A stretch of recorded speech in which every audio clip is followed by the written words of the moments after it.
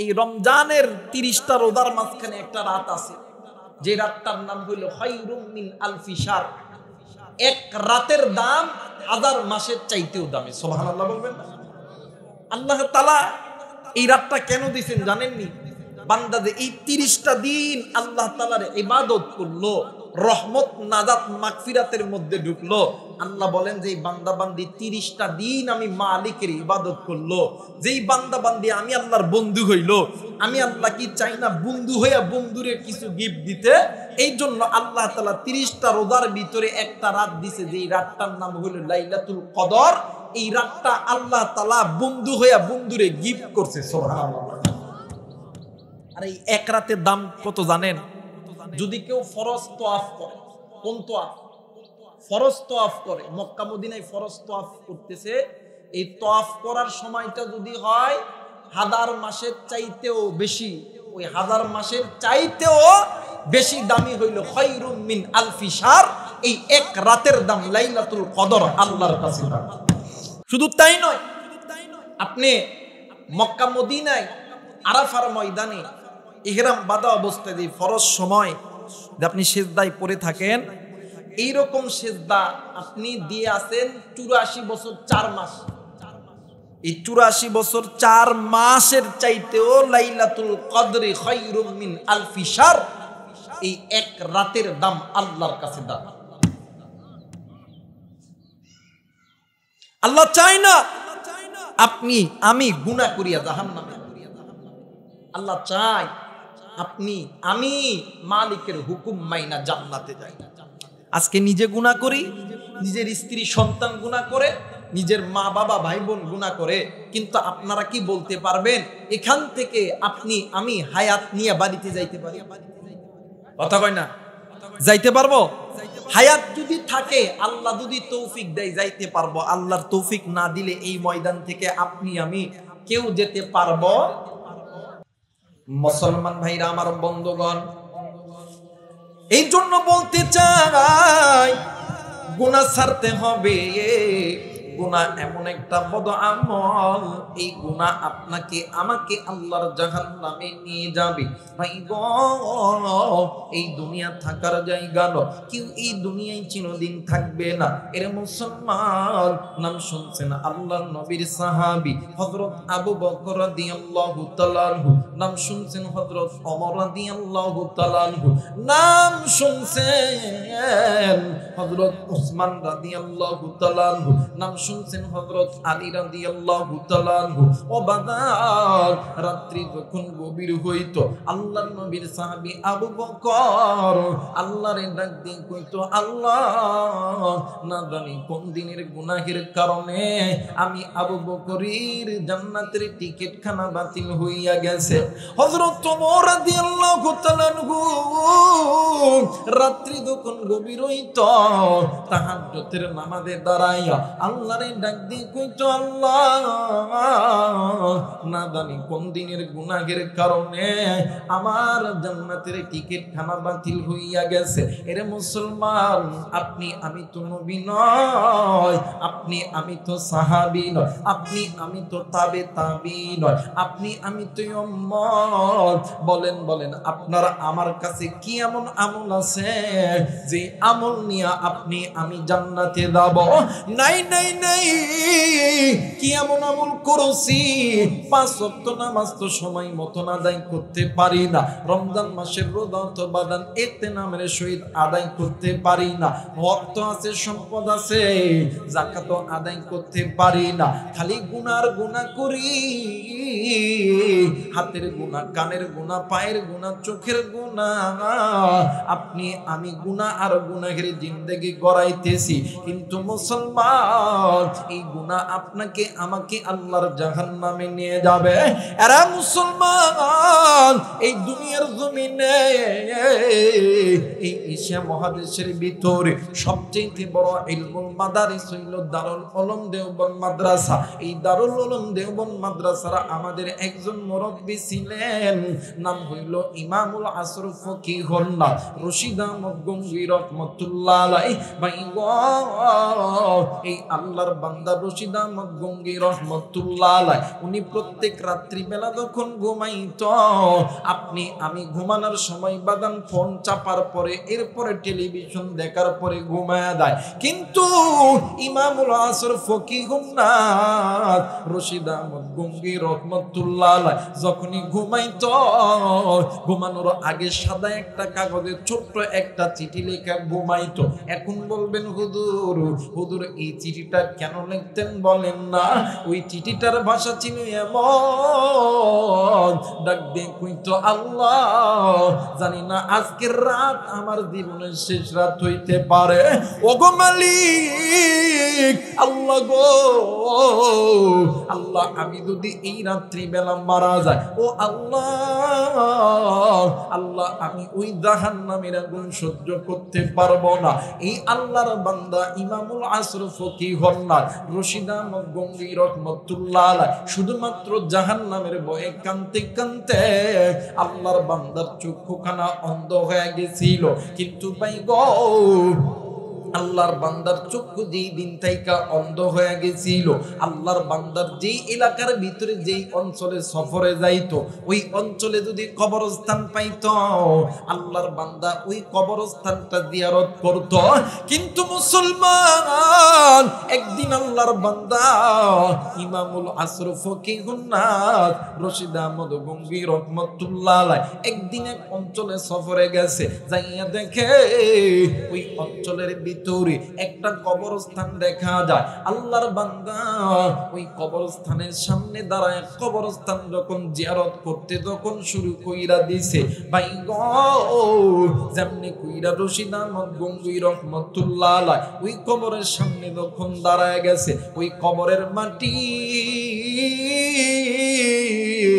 ভূমিকম্প হইলে যেমন মাটি যেমন থরথর থরথর কইরা কাঁপে, তেমনি কইরা ওই কবরের মাটিগুলো থরথর থরথর করে কাঁপতেছে। এরা মুসলমান, আল্লাহর বান্দা ইমামুল আসর ফকিহুল্লাহ রশিদ আহমদ গঙ্গোহী রাহমাতুল্লাহ আলাইহির খাদিম ডাক দিন, কই হুজুর গো, এই কবর কেমন জানি থরথর থরথর কইরা কাঁপতেছে। ইমামুল আসর ফকিহুল্লাহ রশিদ আহমদ গঙ্গোহী রাহমাতুল্লাহ আলাইহি ডাক দিন, কই বাবা গো, তুমি আমারে একটু ঠিক কবরের মিডল পয়েন্টে লইয়া চলো। এইবারে এই খাদেম যখন হুজুরে যখন কবরের মিডল পয়েন্টে যখন লইয়া গেছে, আরে বন্ধু রশিদ আহমদ গঙ্গোহী রাহমাতুল্লাহ আলাইহি আল্লাহরে ডাক দিয়ে কইতো, আল্লাহ ওগো মালিক, আমি তো ইচ্ছা করলে এই চক্ষু দ্বারা দুনিয়ার কিছু দেখতে পারবো না, ও মাওলা আমি তো ইচ্ছা করলে দুনিয়ার কোনো কিছু দেখতে পারবো না, কিন্তু আল্লাহ গো, আমি দুনিয়ার কিছু দেখতে চাই না, আমি এই কবরের হালতটা একটু দেখতে চাই। আল্লাহ তুমি যদি রক্ষা করো, তুমি যদি হুকুম দাও, এই কবরের খবর আপনি আমারে দেখাইতে পারেন। রশিদ আহমদ গঙ্গোহী রাহমাতুল্লাহ আলাইহি চক্ষুটা বন্ধ করিয়া আল্লাহর ডাক দিয়ে কই, আল্লাহ ও মেরে মালিক, আমি তোমার কাছে বলতেছি রে আল্লাহ, এই কবরের খবর তুমি আমারে দেখা দাও। রশিদ আহমদ গঙ্গোহী রাহমাতুল্লাহ আলাইহি চক্ষুটা তখন বন্ধ করেছে। ভাই গো, আমার আল্লাহ রশিদ আহমদ গঙ্গোহী রাহমাতুল্লাহ আলাইহিকে ওই কবরের খবর দেখা দিছে। রশিদ আহমদ গঙ্গোহী রাহমাতুল্লাহ আলাইহি চক্ষুটা বন্ধ করিয়া নজর কইরা দেখি ওই কবরের ভিতর কেমন জানি আযাব আর আযাব, এমন আযাব হইতেছে রে বন্ধু, কবরবাসী গুলো হাউমাউ হাউমাউ করে চিৎকার করতেছে। এমন আযাব, সাপ মানুষের যেই জায়গার মধ্যে কামড় দেয়, ওই জায়গাগুলো ওই জায়গার হাড্ডি মাংসগুলি একত্রিত হইয়া যায়। সাপ মানুষের মাথায় দংশন করে, মানুষের মাথার মগজগুলি ছিন্ন বিচ্ছিন্ন হইয়া যায়। সাপ মানুষের নাকের মধ্যে দিয়া ঢোকে, মানুষের মুখ দিয়া বাড়া দেয়। এরা বন্ধু এই জন্য বলতেছি, এই কবর এমন একটা ভয়ঙ্কর ভয়ঙ্কর জায়গা। এই জন্য আমার আল্লাহ বলেন ওয়াকুদুহান নাস ওয়াল হিজার, ঈমানদার বান্দা বান্দি তোমরা শুনে নাও, তোমরা যদি গুনাহ না ছাড়ো তাইলে ওই জাহান্নামের ইন্ধন তোমাদেরকে হইতে হবে, ওই জাহান্নামের ইন্ধন তোমাদেরকে হইতে হবে। এরা বন্ধু, এই দুনিয়াতে কেউ চিরদিন থাকবো না, কেউ এই দুনিয়া থাকার জায়গা নয়। এই দুনিয়াতে কত মুরব্বী ছিল আপনার আমার সঙ্গে কথা বলতো, আজকে তারা নাই। এই দুনিয়ার জমিনে আপনার আমার বন্ধু ছিল নাই, আপনার আমার বান্ধবী ছিল না। এই দুনিয়ার জমিনে কত ক্ষমতাশালী ব্যক্তি ছিল না। এই দুনিয়ার জমিনে আপনার আমার মাও ছিল নাই, আপনার আমার বাবা ছিল নাই। কার মা কার বাবা কার দাদা কার দাদি কবরে, কার মায়ের কবরটা জানি আল্লাহ জাহান্নামের আগুনে জ্বলাইতাছে, কার বাবার কবরটা জানি আল্লাহ জাহান্নামের আগুনে জ্বলাইতাছে। কার মা জানি ডাক দি কই বেটারি, এর বেটা এই কবরের আযাব সহ্য করতে পারি না। কার বেটা জানি ডাক দি কই আব্বু এই কবরের আযাব আমিও সহ্য করতে পারি না। এরা বন্ধু, আজকে এই জান্নাতের বাগানে ওই মায়ের জন্য বাবার জন্য দোয়া কইরা বাড়িতে যাবো। সকলেই বলেন ইনশাআল্লাহ, আর একবার বলেন ইনশাআল্লাহ। কারণ হইল আল্লাহ বলেন ইয়া আইয়ুহাল্লাযীনা আমানু কু আনফুসাকুম ওয়া আহলিকুম নার, ঈমানদার বান্দা বান্দীরা রে, তোমরা নিজেরা জাহান্নামের আগুন থেকে বাঁচতে হবে, তোমাদের অধীনে যারা আছে এদেরকে জাহান্নাম থেকে বাঁচাইতে হবে। কথাটি বুঝে থাকলে জবাব দিবেন নির্দেশ কার? আওয়াজ করে বলেন কার?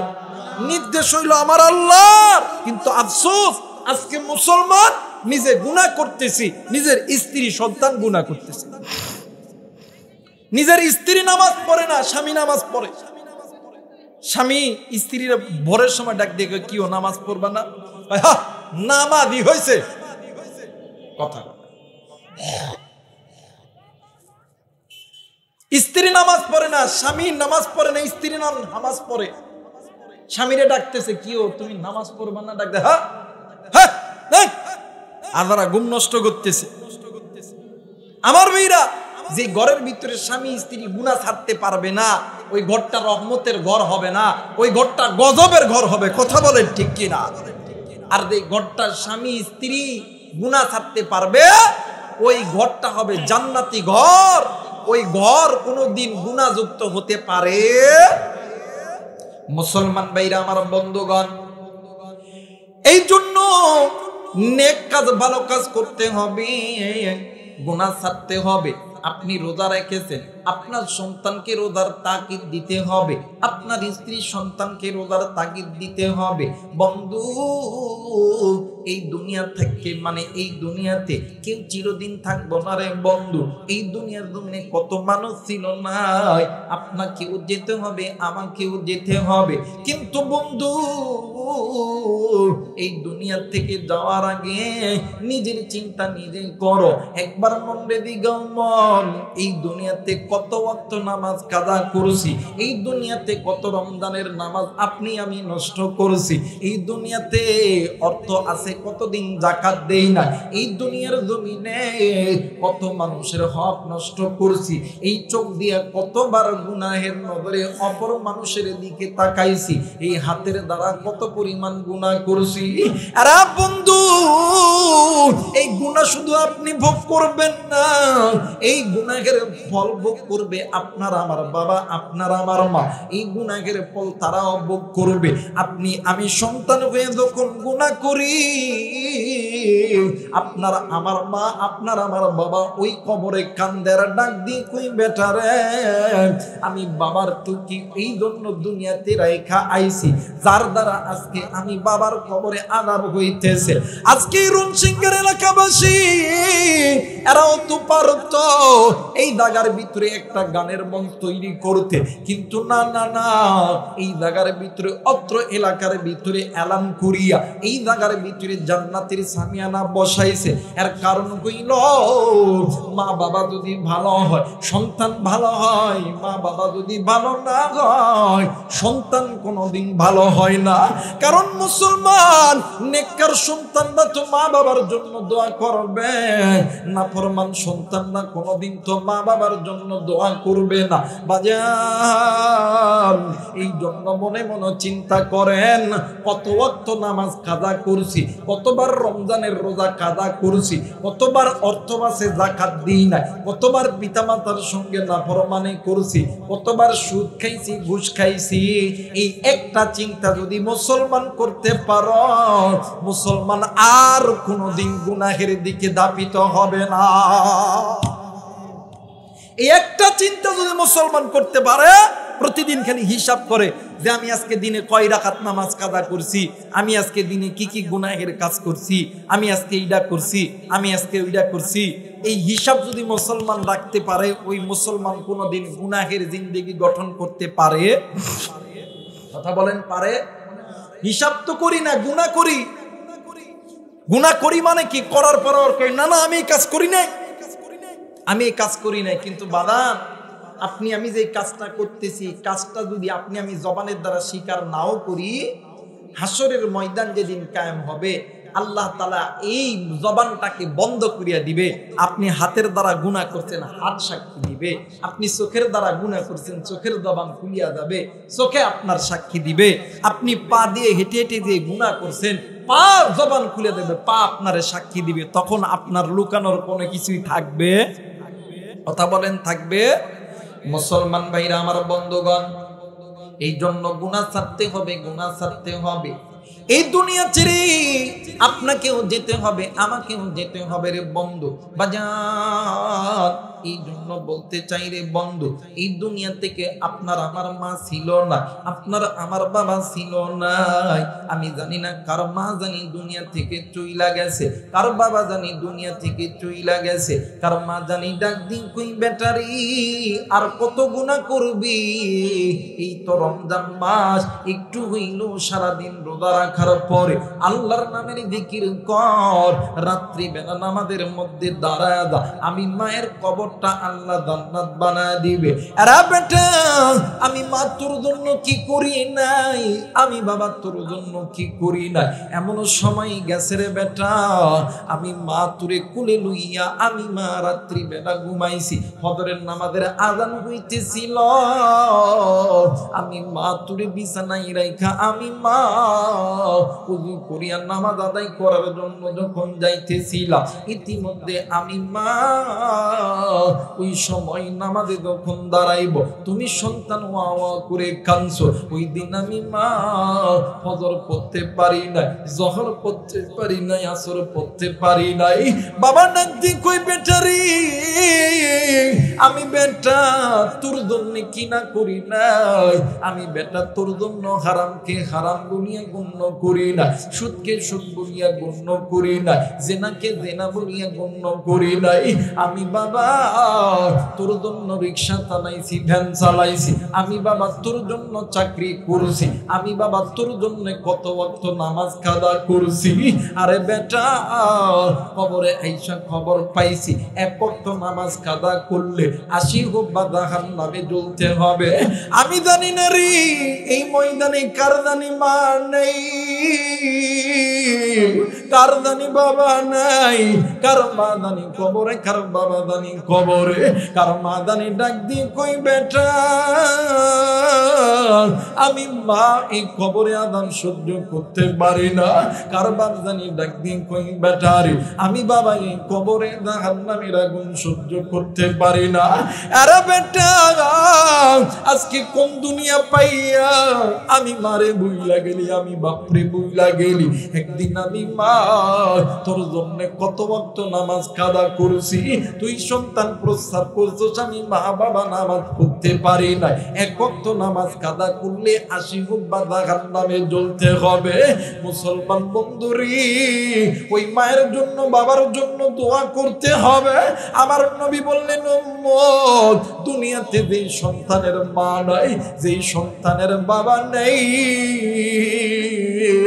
ওই সন্তানের চাইতে এতিম আর দুনিয়ার বুকে কেউ নাই। আমি জানি না রে এই ময়দানে কার জানি মা নেই, কার জানি বাবা নাই। আমার নবীরও কিন্তু বাবা ছিল না, আমার নবীরও কিন্তু মা ছিল না। আপনি যেমন এতিম, আমার নবীও কিন্তু ছিল এতিম রে বন্ধু।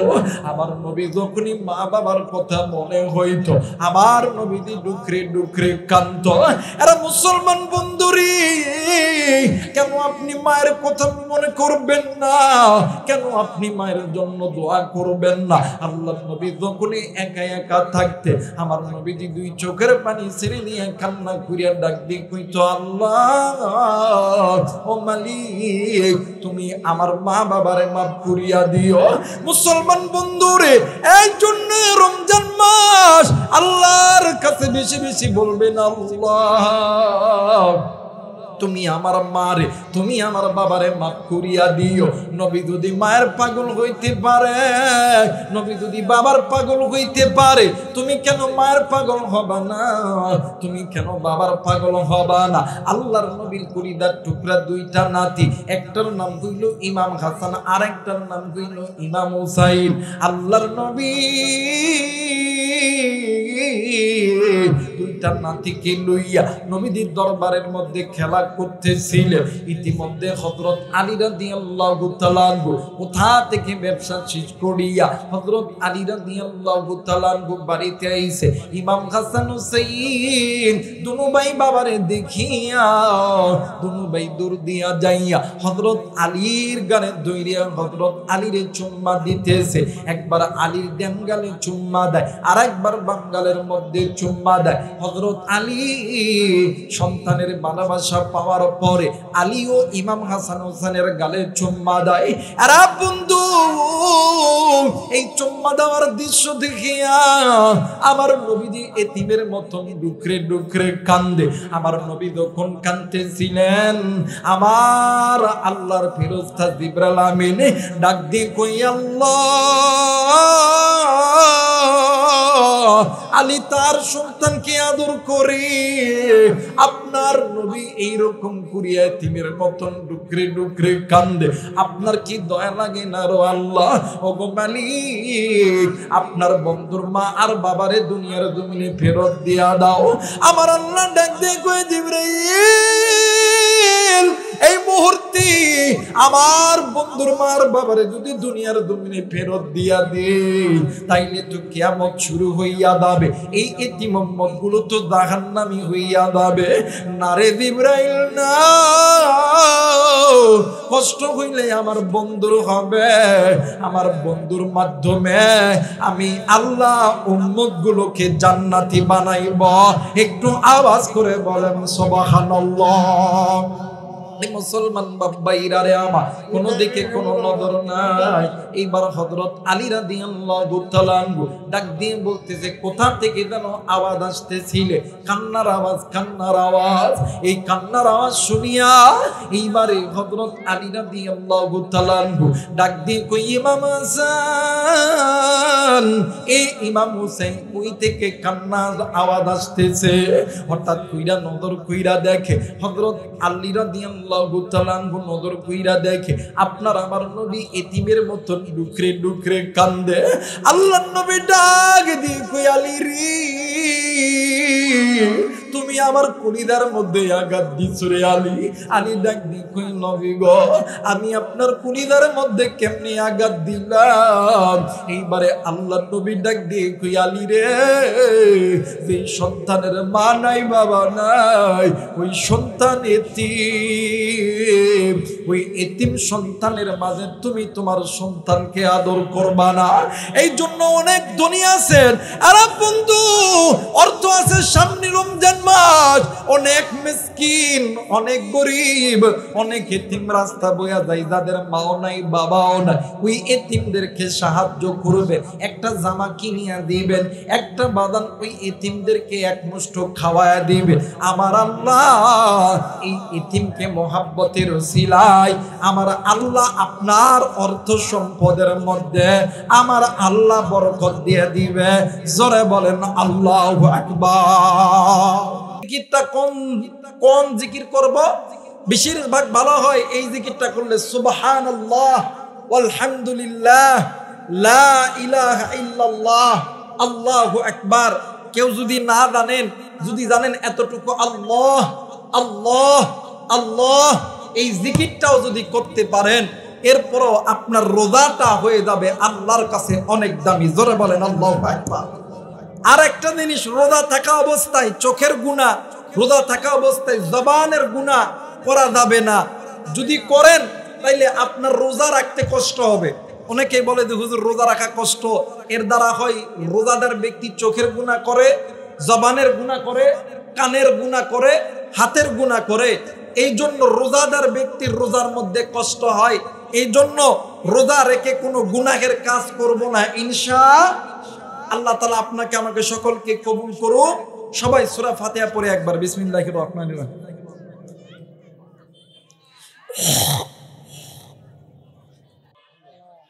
রব্বিরহামহুমা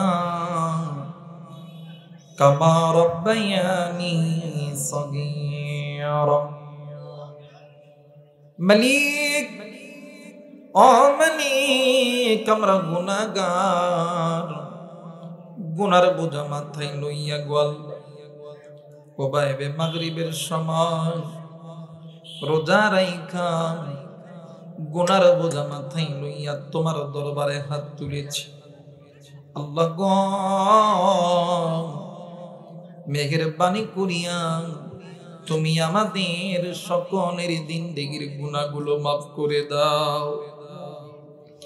মালিক আল্লাহ গো, তুমি নজর করিয়া দেখো কত যুবক, কত যুবতী, কত মা, কত বোন, কত ভাই, কত বাবা হাত তুলে আমিন আমিন করে রে আল্লাহ। আল্লাহ গো, মেহেরবানি করিয়া সকলের জিন্দেগির গুনাহগুলো মাফ করিয়া দাও। ও মালিক, এই বাৎসরিক মাহফিলকে কবুল আর মঞ্জুর করিয়া নাও রে আল্লাহ। আল্লাহ গো, অত্র এলাকার যত মুরব্বীরা আছে রে আল্লাহ, আল্লাহ গো, যত মানুষ জিন্দা আছে সকলের হায়াতের মধ্যে বরকত দান করিয়া দাও। মালিক, আজকের এই বাৎসরিক ওয়াজ মাহফিলের সভাপতি এই রণসিংহার গ্রামবাসীকে কবুল আর মঞ্জুর করিয়া দাও। অত্র এলাকার মানুষগুলোকে তুমি গুনাহ থেকে হেফাজত করো। 5 ওয়াক্ত নামাজি বানায়া দাও, জিকির করনেওয়ালা জবান বানায়া দাও, কোরআন পড়নেওয়ালা জবান বানায়া দাও। আল্লাহ, তুমি আমরা যারা হাত তুলেছি সকলকে আল্লাহ তুমি গুনাহ থেকে বাঁচিয়ে দাও। মালিক ও মালিক আল্লাহ, এই ময়দান থেকে এখন ইফতারের পরে যে যার মনে বাড়িতে চইলা যাবি রে আল্লাহ, আমি জানি না কে গো বাড়িতে যাইয়া আমি গুনাহগারের মতো আব্বারে আব্বা কইয়া ডাকতে পারবে না। আমি জানি না এই ময়দান থেকে বাড়িতে যাইয়া কে গো মারে মা কইয়া ডাকতে পারবো না। মালিক, যেই মা নেই বাবা কোনদিন আমাদের উপরে বিরক্ত হই নাই রে আল্লাহ। মালিক রে, 10 মাস 10 দিন করবে ধারণ করেছে, ভালো মতন ঘুমাইতে পারে নাই, ভালো মতন উঠতে পারে নাই, বুঝতে পারে নাই আল্লাহ, ভালো মতন খাইতেও পারে নাই। প্রসবের যন্ত্রণায় বালিশের কাঁধের দইরা দইরা টানে, বিছানার চাদর দইরা দইরা টানে। কত রক্ত করুন করছে রে আল্লাহ। ওই জনম দুঃখিনী বাজে কারণে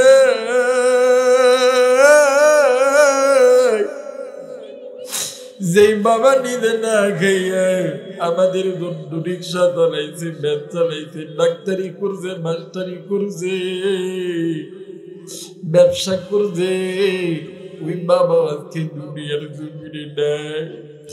আল্লাহ বেগের বাড়ি করিয়া মা বাবার খবর গুলো কিংবাব করিয়া দাও মালিক। এই ময়দানে কত যুবক আছে, এই রমজান মাসে কত বাবা কত সন্তানরা কত দামি জিনিস কিনিয়া দেয়। আমাদের দাদের বাবা নেই, আমাদের কি সুন্দর সুন্দর জিনিস কিনা দিবে। যাদের মানে এদেরকে কে সুন্দর সুন্দর জিনিস কিনা দিবে। আল্লাহ মেহেরবানি করিয়া আমাদের যাদের মা বাবা দুনিয়ার জমিনে নাই, আল্লাহ খবরটা জান্নাতের বাগান বানাইয়া দাও। আল্লাহ দাদা দাদি নানা নানি আর প্রতিবেশী আত্মীয় স্বজন যারা কবরে আছে কবর গুলোকে মাফ করিয়া দাও মালিক। আমরা যারা হাত তুলেছি অনেকের বাবা জিন্দা আছে, মা জিন্দা আছে, হায়াত বাড়াইয়া দাও, শিফা দান করিয়া দাও। আল্লাহ প্রতি জায়গায় প্রতিদিন তোমার কাছে একটা জিনিস ভিক্ষা যায়। এই দুনিয়ার জমিনে আমি এতিমের মা ছাড়া কেউ নাই। আমার মা অসুস্থ, আল্লাহ তুমি আমার মারে সুস্থ করিয়া দাও। আল্লাহ মা যদি চলে গভীর রাত্রিতে বাড়ির দরজায় আইসা মা কইয়া কারেন্ট ডাক দেব, কে আমার জন্য দরজা খুলবে রে আল্লাহ। আল্লাহ এমন মা যারা জিন্দা আছে, বাপ যারা জিন্দা আছে, হায়াত বাড়ায় দাও, সেবা দান করিয়া দাও। আল্লাহ তুমি আমাদের সকলকে মাফ করিয়া দাও।